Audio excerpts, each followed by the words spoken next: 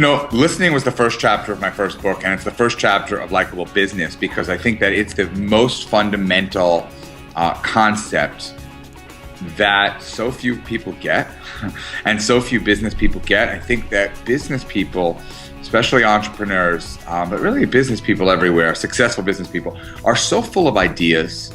And I'm as guilty as anyone. I have all these ideas. I want to communicate these ideas to the world. I want to share them. I want to talk.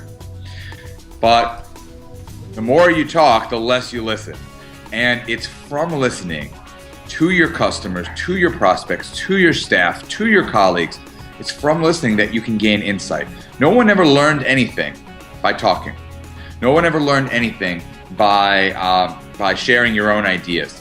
It's not until you shut up and listen that you really can get new perspectives, new ideas, and that's, to me, what can drive growth in a business. But for many, it's just counterintuitive. We're not good listeners. We're not, especially, I actually have data in the book that, talks about how men are not as good listeners as women, for instance. So, it's something that takes a lot of practice. One of my friends, Vern Harnish, the founder of an entrepreneurs organization and a super, super smart guy, he talked to me about the KPIs of listening, and about actually measuring your listening skills in terms of walking into a meeting and measuring the proportion of minutes you spend talking versus the proportion of minutes you spend listening, the proportion of minutes you spend asking questions versus the proportion of minutes that you spend giving answers. And it turns out that the more you listen, the more productive a meeting can be for you. Dave, you're going to have to repeat that. I wasn't listening. The whole thing behind it is, just as an example too, it's wonderful what can come out of listening. Just quick little example here is, I used to own a software company, and I went to see one of my clients, an oil and gas company here, and the problems, people will just tell you what their problems are. And a company told me, this is our problem. And I said, holy smokes, we could probably solve that, right? It took our business in a whole different direction, because we were literally the only guys that could solve this problem in the oil patch up in Canada. And it's amazing, just the listening power aspect to that side of it as well. So, works. Yeah, and it builds relationships. Like you said, people don't want to listen to you. People want to talk about themselves, right? So if you know that people want to talk about themselves, then the win isn't talking about yourself. The win is actually giving people what they want. Let them talk about themselves. Let them talk about their problems. You just listen, and then, like you said, be there to solve their problems.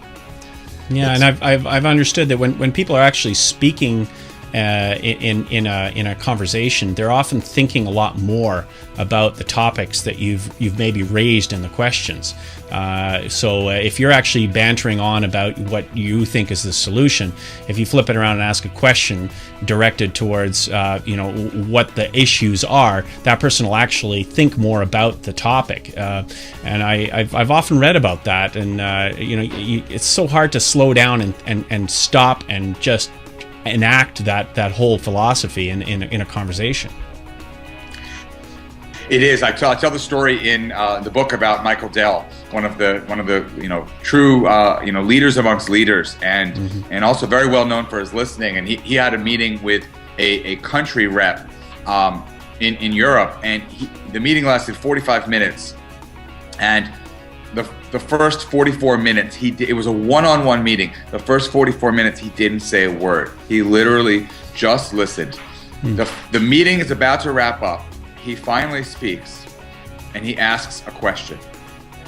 In one question, he was able to surmise that he had been listening, and also give that person at the other end a lot to think about.